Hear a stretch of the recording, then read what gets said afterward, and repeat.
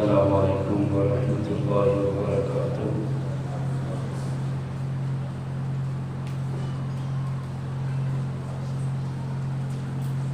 ان الحمد للہ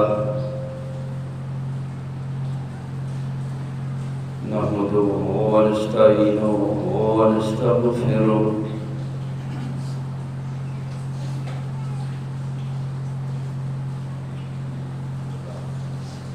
ونعوذ باللہ من شرور انفسنا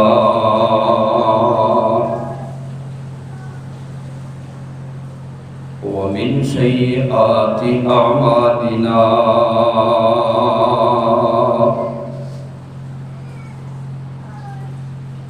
من يهده الله فلا مضل له ومن يضلل فلا هادي له واشهد ان لا اله الا الله وحده لا شريك له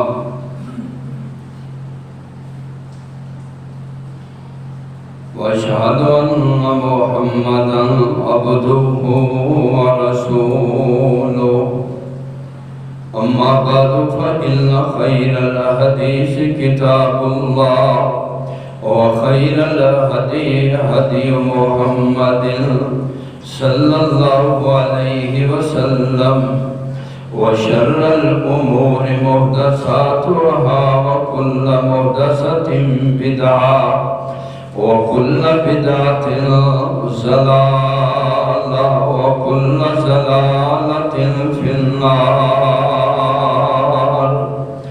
أعوذ بالله السميع العليم من الشيطان الرجيم من همزه ونفخه ونفسه۔ يا أيها الذين آمنوا اتقوا الله حق تقاته ولا تموتن إلا وأنتم مسلمون۔ يا أيها الناس اتقوا ربكم الذي خلقكم من نفس واحدة وخلق منها زوجها وبث منهما رجالا كثيرا ونساء واتقوا الله الذي تساءلون به والأرحام إن الله كان عليكم رقيبا۔ يا أيها الذين آمنوا اتقوا الله وقولوا قولا سديدا يصلح لكم أعمالكم ويغفر لكم ذنوبكم ومن يطع الله ورسوله فقد فاز فوزا عظيما۔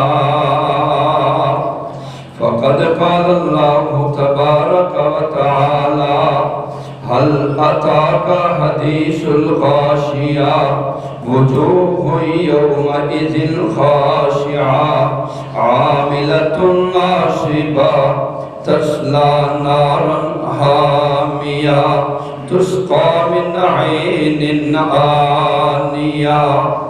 اللهم صل وسلم على نبينا محمد۔ رب اشرح لي صدري ويسر لي امري واحلل عقدة من لساني يفقهوا قولي۔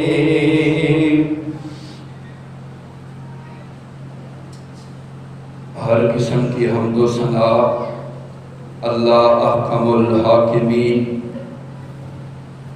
رب العالمین کی ذات پاک کے لیے جو پوری کائنات کا اکیلا خالق، مالک، رازق، داتا اور دستگیر ہے۔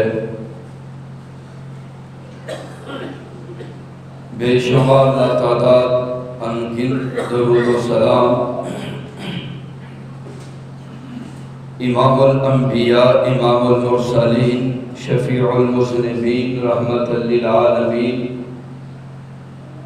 نبی کریم صلی اللہ علیہ وآلہ وسلم کی ذات گرامی پر جیسا کہ آپ کے علم میں ہے کہ اسلامی سال کے جو مہینے ہیں ان میں سے اسلامی سال کے مہینے کا پہلا مہینہ جس کو محرم الحرام کہتے ہیں،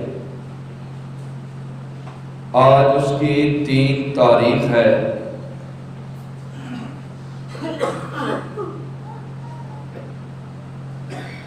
سال کے 12 مہینے ہیں، جیسا کہ رب العالمین نے قرآن مجید میں فرمایا ان عدت الشہور عند اللہ 12 شہرا فی کتاب اللہ یوم خلق السماوات والارض، جب سے اللہ تبارک و تعالی نے زمین و آسمان بنائے ہیں اس وقت سے جو مہینوں کی تعداد ہے وہ 12 ہے، اور ان میں 4 اشہر و عشرہ جو 4 مہینے ہیں وہ حرمت والے مہینے ہیں،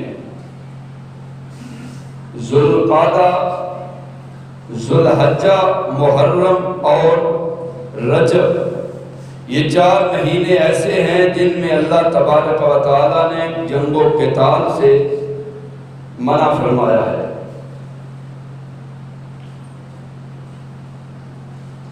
اسلامی سال کا پہلا مہینہ محرم الحرام، باقی جتنے مذاہب ہیں ان کے مہینوں کی تاریخ اور اسلامی مہینہ جو محرم کا مہینہ ہے اس میں بڑا فرق ہے۔ عیسوی مہینے جن کو آپ جنوری فروری کہتے ہیں،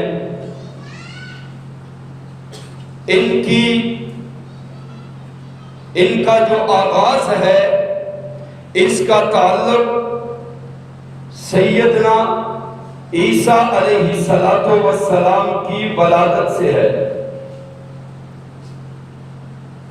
اسی طرح جو یہودیوں کے مہینے ہیں ان کا تعلق سیدنا سلیمان علیہ السلام کی تخت نشینی سے ہے۔ جب اللہ تبارک و تعالیٰ نے ان کو تخت دیا، بادشاہت دی، تو اس سے ابتدا کی۔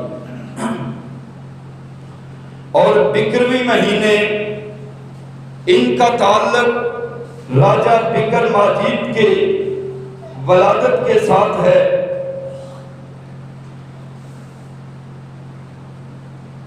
لیکن جو اسلامی مہینہ ہے اس کا تعلق نہ کسی کی ولادت کے ساتھ ہے نہ کسی کی وفات کے ساتھ ہے، اور نہ ہی دنیا میں بادشاہت و حکومت کے ملنے کے ساتھ ہے۔ اس کا تعلق نبی کریم علیہ السلام کی ہجرت کے ساتھ ہے۔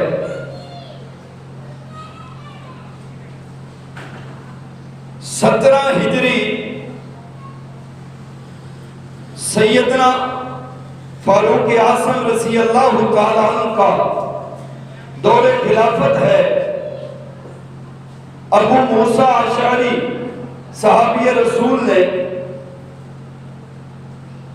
سیدنا فاروق اعظم کو کہا کہ اے امیر المومنین، آپ ہماری طرف جو پیغام بھیجتے ہیں، جو خط بھیجتے ہیں، اس کے اندر تاریخ نہیں ہوتی، تو ہمارے لیے یہ بڑا مسئلہ بنتا ہے۔ میرا مشورہ ہے کہ جیسے عیسائیوں کی تاریخ ہے، یہودیوں کی تاریخ ہے، ایسے ہی ایک ہماری بھی تاریخ ہونی چاہیے۔ جب اس بات کی طرف توجہ دلائی گئی تو امیر المومنین سیدنا فاروق اعظم نے نبی کے صحابہ کو جمع کیا اور مشورہ کیا کہ بتلائیے ہمیں اسلامی تاریخ کی ابتدا پیغمبر علیہ السلام کی ولادت سے کرنی چاہیے یا آپ کی وفات سے، یا آپ کی ہجرت سے کرنی چاہیے، یا اعلان نبوت سے کرنی چاہیے، کب کرنی چاہیے؟ کچھ صحابہ نے کہا کہ رسول اللہ علیہ السلام نے جب اعلان نبوت کیا تو اس وقت سے کرنی چاہیے۔ مختصر بالآخر یہ فیصلہ ہوا کہ نہیں، بلکہ جب رسول اللہ علیہ السلام نے ہجرت کی، مکہ کو چھوڑا اور مدینہ طیبہ میں آپ تشریف لے گئے، اسلامی تاریخ کی ابتدا آپ کی ہجرت سے کرنی چاہیے۔ آپ نے ذو الحجہ کے آخری ایام میں سفر شروع کیا اور محرم کے مہینے میں مدینہ طیبہ کے اندر پہنچے، اور صحابہ نے کہا کہ ہمیں محرم کے مہینے سے ابتدا کرنی چاہیے تاکہ امت مسلمہ کو پتہ چل جائے ہماری تاریخ کا تعلق کسی کی ولادت کے ساتھ نہیں ہے اور نہ ہی کسی کی وفات کے ساتھ ہے، بلکہ ہماری جو تاریخ کا تعلق ہے وہ نبی رحمت علیہ السلام کی ہجرت کے ساتھ ہے۔ اور ہجرت میں سبق کیا ہے امت مسلمہ کے لیے؟ سبق یہ ہے کہ تمہارے پیغمبر وہ نبی ہیں جن کے اوپر 13 سال تک مکہ المکرمہ میں ظلم و ستم ہوتے رہے۔ پیغمبر نے ان ظلم و ستم کا مقابلہ کیا۔ مشرکین مکہ نے جب مکہ کی سرزمین آپ پہ اور آپ کے ماننے والوں پہ تنگ کر دی، اللہ کے نبی علیہ السلام اور آپ کے صحابہ نے یہ نہیں کہا کہ ہم ان کے سامنے جھک جاتے ہیں، اپنے مشن اور منہج کے اندر کمزوری پیدا کر لیتے ہیں، بلکہ اسلام کی بقا کے لیے اور اس منہج کو دنیا کے کونے کونے اور خطے تک پہنچانے کے لیے، دین اسلام کو باقی ادیان پر غالب کرنے کے لیے نبی کریم نے اپنا گھر، اپنا بار، اپنا وطن، اپنا علاقہ سب کچھ چھوڑنا برداشت اور گوارا کر لیا، لیکن دین حق کے اندر کسی سے سمجھوتا کرنا گوارا نہیں کیا۔ اور یہی امت مسلمہ اور محمد رسول اللہ کے ماننے والے روحانی بیٹوں سے اسلام آج بھی اس بات کا تقاضا کرتا ہے، حالات بھلے کیسے بھی ہو جائیں، دنیا کفر اگر آپ کے اوپر چل دوڑے، آپ کو گرانے اور مٹانے کے لیے، صفحہ ہستی سے آپ کا نام و نشان مٹانے پہ اگر کفر کھڑا ہو جائے، ایسا نہیں ہے کہ تم نے گھٹنے ٹیک دینے ہیں، بلکہ تمہارے نبی کی سیرت، تمہارے پیغمبر کی سنت یہ ہے، اگر اسلام کو بچانے کے لیے، دین کو دنیا میں قائم کرنے کے لیے تمہاری اولادیں قربان ہو جائیں، پرواہ نہیں کرنی، گھر بار مال و دولت چھوڑنا پڑے، سب کچھ قربان کر دینا ہے، لیکن اسلام سے منحرف بھی نہیں ہونا اور کفر کے نظاموں سے سمجھوتا بھی نہیں کرنا۔ ہماری تاریخ ہجرت یہ ہمیں سبق دیتی ہے۔ لیکن بدقسمتی یہ ہے، افسوس یہ ہے کہ محرم الحرام کا مہینہ جو ہی شروع ہوتا ہے، ہمیں کہاں یاد ہے کہ ہجرت کے مقاصد کیا تھے، اور ہجرت کا محرم الحرام کو اسلامی مہینہ بنانے کے مقاصد کیا تھے؟ آج کس کو یاد ہے؟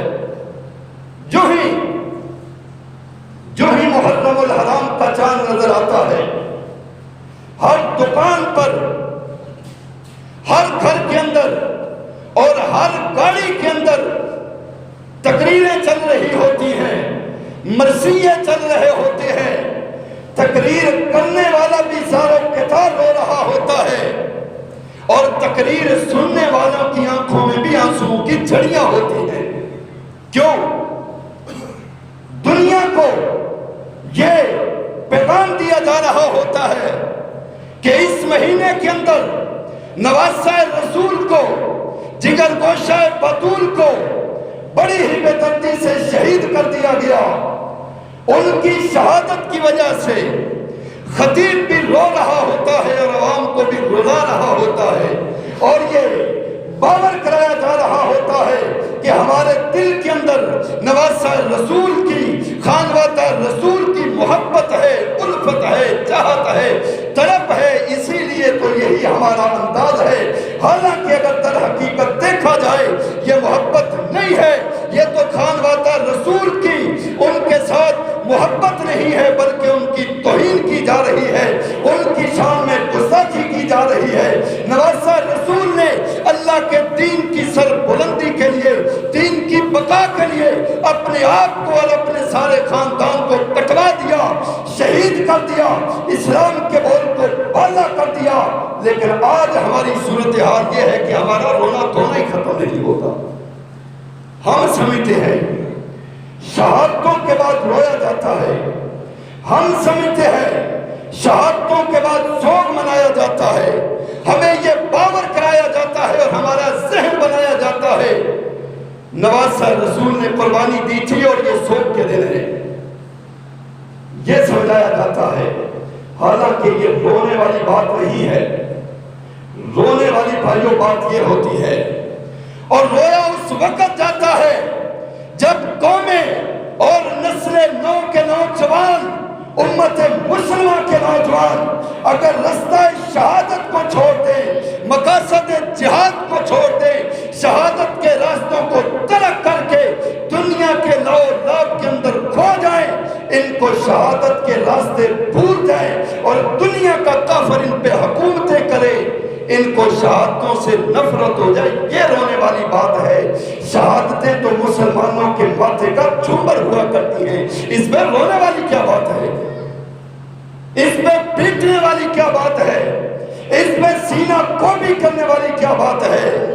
نبی کا چچا اور جس پیغمبر کا ہم نے کلمہ پڑھا ہے، اس نبی کی ذرا سیرت پڑھ کے دیکھیں کہ نبی کائنات نے شہادتوں کے اوپر کیا ماتم کیا ہے، کیا واویلا کیا ہے۔ پیغمبر کا چچا جس کو نبی کریم علیہ السلام جس کے بارے میں فرمایا کرتے تھے، لوگوں یہ میرا چچا ہی نہیں بلکہ میرا دوست بھی ہے، میرا رضائی بھائی بھی ہے، میدان عہد ہے۔ نبی کریم کے چچا کا لاشا نہیں مل رہا، تلاش کرتے کرتے محمد رسول اللہ علیہ السلام اپنے چچا کی لاش پہ پہنچے۔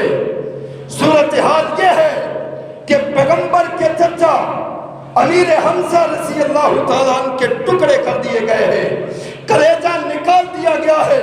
پیغمبر نے دیکھا، جلدی سے اپنی مزمل و مدثر والی کملی اتارتے ہیں اور اپنے چچا کی لاش پہ دیتے ہیں۔ نبی کی آنکھوں میں آنسو ہے، اتنا یہی ابھی اللہ کے نبی اپنے چچا کے لاشے پہ کھڑے ہیں۔ اتنی دیر کے بعد سیدنا زبیر کی والدہ، پیغمبر کی پھوپھی اور امیر حمزہ کی ہمشیرہ سیدہ صفیہ آ جاتی ہے۔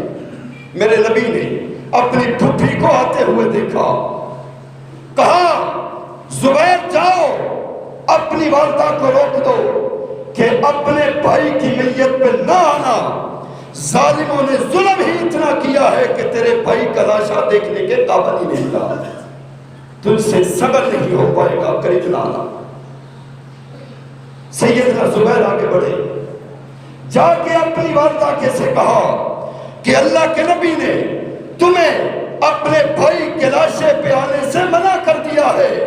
وہ کہنے لگی، اے میرے بیٹے مجھے پتا ہے کیوں منع کیا گیا ہے، جاؤ میرے بھتیجے محمد سے جا کے کہہ دو کہ اے میرے بھتیجے، میں آپ کی صرف پھوپھی ہی نہیں بلکہ آپ میرے آقا مولا بھی ہیں، اگر آپ کہیں گے تو میں انہیں قدموں سے واپس پلٹ جاؤں گی، لیکن جہاں آپ نبی ہیں، یہ میرا بھائی ہے، میں بھی اسی خاندان میں سے ہوں، مجھے آنے کی اجازت دیجیے، میں قیامت تک آنے والی بہنوں کے لیے ایک مثال قائم کر دوں۔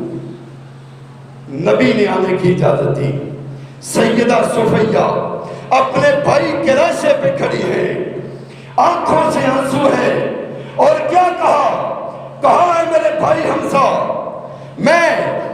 تو نے اللہ کے راستے میں گردن کو کٹوا کے بڑا عظیم مرتبہ حاصل کیا ہے، میں نے اور یہ مرتبہ حاصل کر کے اپنی بہن کا سر کائنات کی ساری بہنوں سے بلند کر دیا ہے، اپنی ساری بہنوں سے بلند کر دیا ہے۔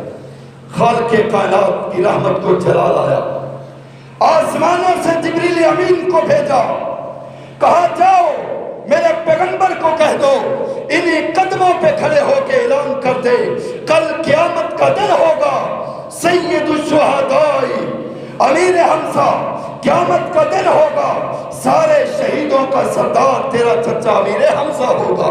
شہادتوں پہ سینہ کو بھی نہیں کی جاتی، بلکہ شہادت مومنین اور مسلمانوں کے ماتھوں کا جھومر ہوا کرتے ہیں۔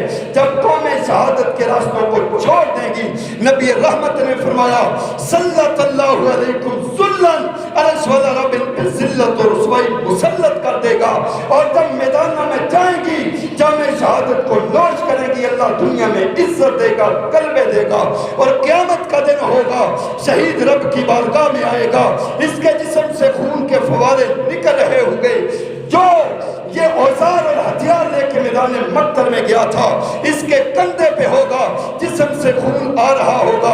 میرے اور آپ کے پیغمبر نے فرمایا میرے صحابہ، شہید کے جسم سے نکلنے والا خون اس کا رنگ تو خون کا ہوگا، لیکن آنے والی خوشبو عنبر اور کستوری بھی اس کا مقابلہ نہیں کر پائے۔ اللہ تبارک و تعالیٰ اس کو اپنی جنت کے داخلے دے دیں گے۔ ہمارے ہاں جو ہی محرم الحرام کا چاند نظر آتا ہے، پتہ نہیں کیا ماحول بنایا جاتا ہے، دنیا رو رہی ہے، پیٹ رہی ہے۔ اور بھائیوں، شہادتیں رونے دھونے والا نہیں ہے۔ کس پہ رویا جاتا ہے؟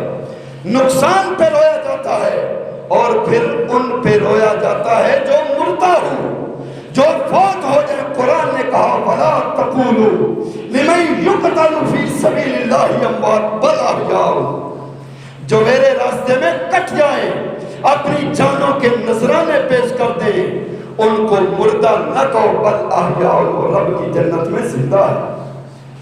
کہنا تو درکنار ہے وَلَا يَحْسَبَنَّ الَّذِينَ قُتِلُوا فِي سَبِيلِ اللَّهِ، زبان سے کہنا تو درکنار، ان کے بارے میں دل میں تصور بھی نہیں کرنا کہ وہ مردہ ہے۔ اور جو زندہ ہو، کیا اس کا ماتم کیا جاتا ہے؟ شہادت میں آپ سے پوچھتا ہوں، اور آپ رونے اور پیٹنے والوں سے جا کے پوچھنا، شہادت نعمت ہے یا شہادت مصیبت ہے؟ کیا ہے؟ اگر تو مصیبت ہے تو میرے اور آپ کے پیغمبر نے رب کو کیوں کہا کہ اللہ تیرا نبی یہ پسند کرتا ہے؟ فَوَالَّذِي نَفْسِ بِيَدِهِ، اس ذات کی قسم ہے جس کے ہاتھ میں تیرے نبی کی جان ہے، میں پسند کرتا ہوں کہ اللہ میں تیرے راستے میں شہید کر دیا جاؤ، پھر زندہ کیا جاؤ، پھر شہید کیا جاؤ، پھر زندہ، پھر شہید کیا جاؤ۔ اگر شہادت مصیبت ہے تو نبی نے کیوں مانگی ہے؟ اور اگر شہادت نعمت ہے تو نعمتوں کے ملنے پہ رونا کیسا، واہ ویلا کیسا، سینہ کو بھی کیسی، رونا دھونا اور پیٹنا کس بات پہ؟ کس لیے؟ نبی کا چچا، نبی کے چچے کا بیٹا سیدنا جعفر بن نبی طالب علی المرتضیٰ کے بھائی ہیں، جنگ موتا ہے، 1,00,000 بدماش ہیں اور ادھر نبی کے صحابہ ہیں، رسول اللہ ان کو بھیج رہے ہیں، اور ان کا سردار زید بن حارثہ کو بنایا۔ محمد رسول اللہ نے فرمایا پیارے زید اور صحابہ، اگر زید شہید کر دیا جائے تو پھر زید کی جگہ جو جماعت کا امیر بنے گا جعفر تیار بنے گا، اگر جعفر بھی شہید کر دیا جائے عبداللہ بن روا بنے گا، اگر عبداللہ بن روا بھی شہید کر دیا جائے پھر جس کو چاہو تم امیر بنا لینا۔ غزوہ جنگ موتا ہوتی ہے، اللہ کے نبی کے صحابہ ہے، دشمن سے مقابلہ ہے، سیدنا زید شہید ہوتے ہیں اور جعفر تیار آگے بڑھتے ہیں، جھنڈے کو پکڑ لیتے ہیں، یہ نبی کے چچا کا بیٹا ہے، دائیں ہاتھ میں جھنڈا ہے، دشمن نے وار کیا، دائیں ہاتھ کٹ جاتا ہے، جلدی سے جھنڈے کو گرنے نہیں دیا، بائیں ہاتھ میں پکڑ لیا، جب بائیں ہاتھ بھی کٹ جاتا ہے یوں کر کے جھنڈے کو سمیٹ لیا ہے، دشمن نے دوبارہ وار کیا، سیدنا جعفر تیار کی گردن کٹ جاتی ہے، سیدنا جعفر تیار کے ساتھ عبداللہ بن روا آگے بڑھتے ہیں، جھنڈے کو تھامتے ہیں، یہ بھی شہید ہو جاتے ہیں۔ آسمانوں سے خالق کائنات نے جبریل امین کو کہا ان تینوں کی شہادت کا میرے پیغمبر کو بتلا دیجئے۔ جبریل آتے ہیں، اللہ کے نبی مسجد نبوی میں ہے، صحابہ سامنے ہے، پیغمبر کی آنکھوں میں فقط آنسو ہے، صحابہ سے مخاطب ہے، اے میرے صحابہ میرے زید کو شہید کر دیا گیا، جعفر کا ایک بازو کٹ گیا پھر دوسرا بازو کٹ گیا، میرے صحابہ میرا جعفر رب کی جنت میں فرشتوں کے ساتھ تیرتا پھر رہا ہے، پروازیں کرتا پھر رہا ہے۔ فرمایا تیسرے نے عبداللہ بن روا نے پکڑا، وہ بھی شہید کر دیا گیا۔ آقا پھر کس نے پکڑا؟ فرمایا اس کے بعد اخذ الرایا سیف من سیوف اللہ، اس کے بعد جس نے جھنڈا پکڑا وہ اللہ کی تلواروں میں سے ایک تلوار تھا، رب نے اس کے ذریعے سے جنگ کو فتح میں تبدیل کر دیا، یہ کوئی اور نہیں خالد بن ولید رضی اللہ عنہ۔ میں پوچھتا ہوں اگر ماتم کرنا ہوتا، پیٹنا ہوتا، یہاں تو نبی کا چچے کا بیٹا شہید ہے، صحابہ بیٹھ کے ماتم کرتے، نبی بیٹھ کے ماتم کرتے۔ اور بھائیو رسول اللہ علیہ السلام نے فرمایا لوگو لیس منا من ضرب الخدود وشق الجیوب ودعا بدعوی الجاہلیہ، فرمایا اس بندے کا اس بندی کا ہمارے ساتھ کوئی تعلق نہیں ہے، من ضرب الخدود جو اپنے چہرے کو پیٹتا ہے، وشق الجیوب سینہ کو بھی کرتا ہے، گریبان پھاڑتا ہے، ودعا بدعوی الجاہلیہ جاہلیت والے مرثیے پڑھتا ہے، بیان کرتا ہے، اس کا محمد رسول اللہ سے کوئی تعلق نہیں۔ شہادتیں دھونے اور دھونے کے لیے نہیں ہوتی، اللہ ہمیں شہادتوں کے راستے پہ چلا دے۔ آج امت مسلمہ اس لیے رونے اور دھونے میں پڑی ہوئی ہے کہ ہم نے شہادت کے راستوں میں کو چھوڑ دیا ہے، اور صرف ایک کام نہیں ہوتا بلکہ جو ہی اس مہینے کا آغاز ہوتا ہے ادھر سے رونا دھونا شروع ہوتا ہے، اور ادھر صورتحال کیا ہوتی ہے، بچے یہ کون ہے؟ کہتے ہیں یہ امام حسین کا منگتا آ رہا ہے، لوگوں کے دروازوں پہ بچے اور بچیاں دستک دیتے پھر رہے ہیں، اور بچے بھی کچھ بچوں کا سٹائل کیا ہوتا ہے، پورا سر منڈوایا ہوا ہے اور سر پہ ایک لٹ رکھی ہوئی ہے، پورا سر منڈوا کے۔ میں نے مدد مانی تھی اگر امام حسین نے مجھے بیٹا دیا وہ حسین کا منگتا بن کے 10 دنوں کے اندر مانگے گا، منگتا ہے حسین، فقیر حسین مانگے۔ جہاں تک لٹ کا تعلق ہے، صحابہ کہتے ہیں اللہ کے نبی نے فرمایا نہا رسول اللہ صلی اللہ علیہ وسلم عن القضاء، اللہ کے نبی نے قضاء سے منع کیا ہے۔ صحابہ نے کہا اللہ کے نبی قضاء کیا ہے؟ فرمایا سر کے کچھ بالوں کو منڈوا دینا، کچھ کو رکھ لینا، اس کو قضاء کہتے ہیں۔ جیسے آج کل نوجوانوں کی صورتحال ہے، نیچے سے مشینیں باریک مشین لگا دیتے ہیں اوپر سے، جیسے وہ گدھے کے تھوڑے سے بال ہوتے ہیں ایسے بال ہوتے ہیں، اور یہ انداز طریقہ کن کا ہے؟ اور بھائی یہ تو یہودیوں کی کٹنگ ہے۔ یہودی وہ ہیں جو دنیا میں اسلام کو مٹانا چاہتے ہیں، نبی ذیشان کے دین کو مٹانا چاہتے ہیں، آئے دن پیغمبر کے خاکے بناتے ہیں۔ وہ تمہارے گھروں میں، تمہارے ذہنوں میں، تمہاری تہذیب، تمہارا کلچر، تمہاری ثقافت بدل رہے ہیں۔ پہلے یہ چیزیں بدلی جاتی ہیں، بعد میں ایمانوں پہ ڈاکے ڈالے جاتے ہیں۔ تو بڑا خوش ہے میری بڑی کٹنگ ہے۔ اللہ کے نبی نے قضاء سے منع کیا ہے، اور یہاں تک حسین کا منگتا رضی اللہ تعالی عنہ، قرآن نے کیا کہا؟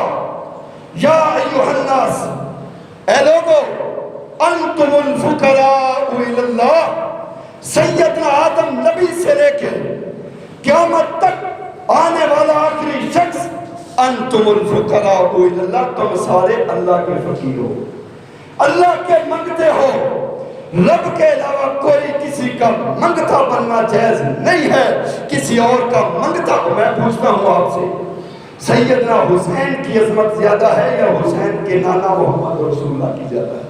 بولو۔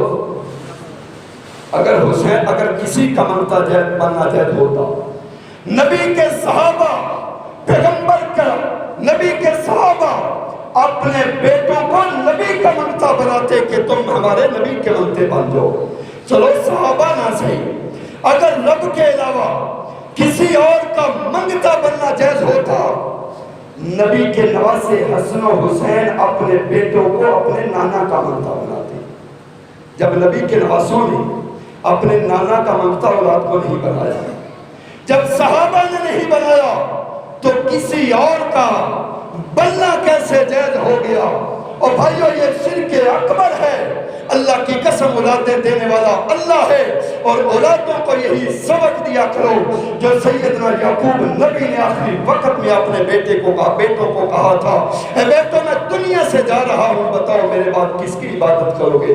انہوں نے کہا تھا جس کی آپ اور آپ کے باپ دادا کرتے رہے، ہم بھی اسی کی عبادت کریں گے۔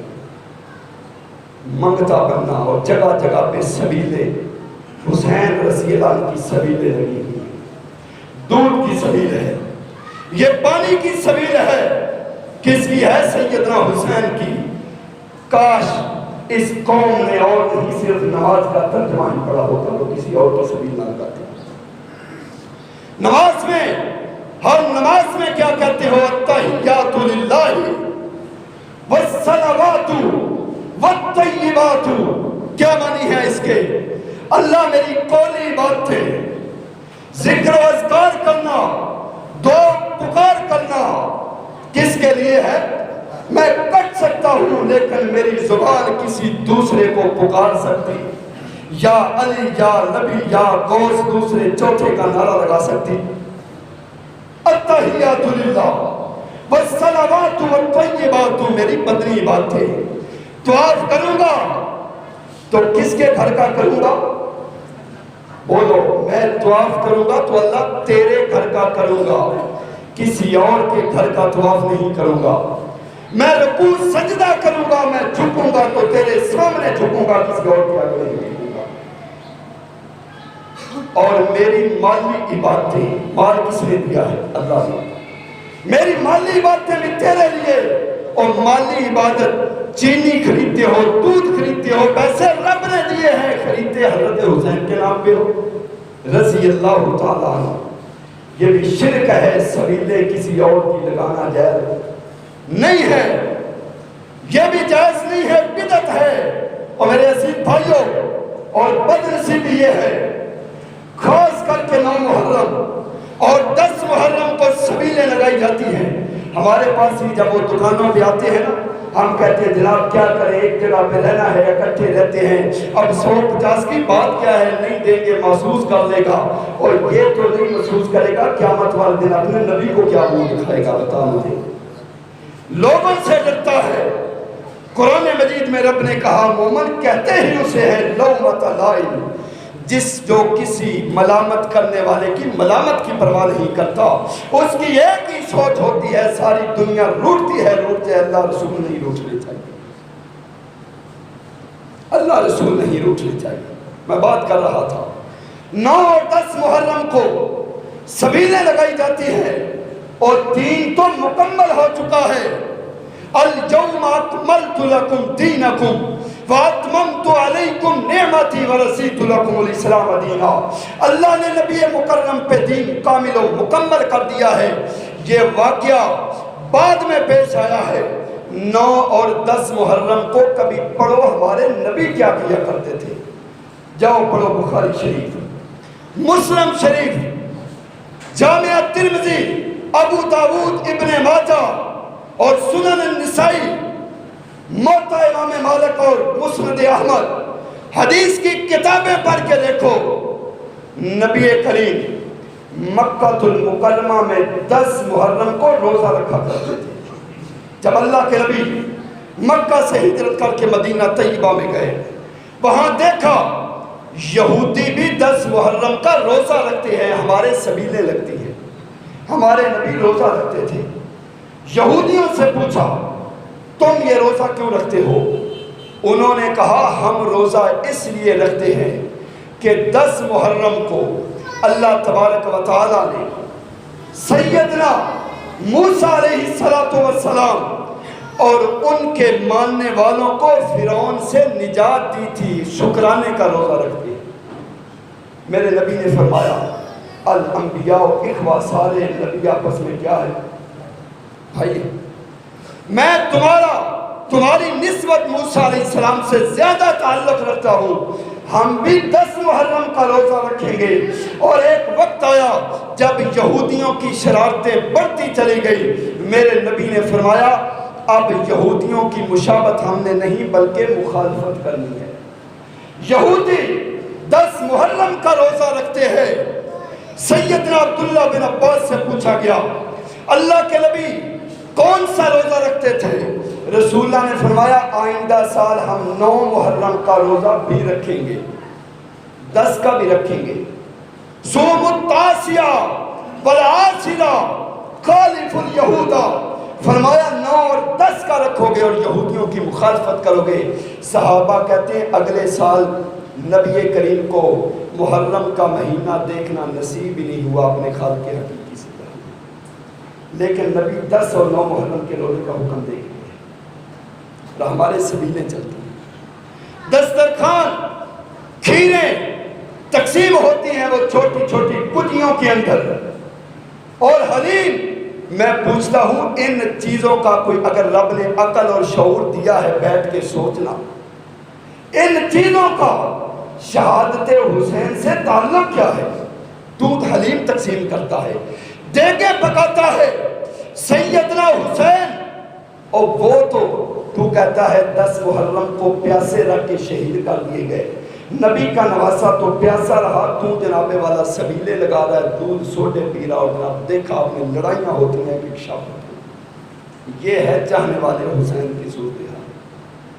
یہ دین نہیں ہے بھائیو، یہ اسلام نہیں ہے، یہ ساری چیزیں بعد میں داخل کی گئی ہیں۔ اور اللہ کے نبی علیہ السلام ہر خطبے میں کہا کرتے تھے کل بدعت ضلالہ کل ضلالۃ فی النار۔